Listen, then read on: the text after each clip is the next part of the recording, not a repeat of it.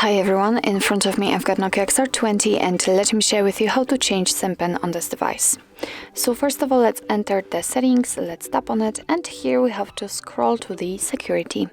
Now let's scroll down and tap on advanced, and right under it we've got the SIM card lock option, so let's enter, and as you can see we've got the change SIM pin option, so let's tap on it. Here we have to add our current SIM pin, so let me do it. Tap on OK, and right now we can enter new one. So let me pick this one, for example, tap on OK, and here we have to retype it in order to confirm. Let's tap on OK, and as you can see we've got the information that the SIM pin has been changed successfully, so it means that from now on if you will restart your device, then it will require the new pin. So actually this is it, this is how to change SIM pin in your NOKIA XR20. Thank you so much for watching, I hope that this video was helpful, and if it was, please hit the subscribe button and leave the thumbs up.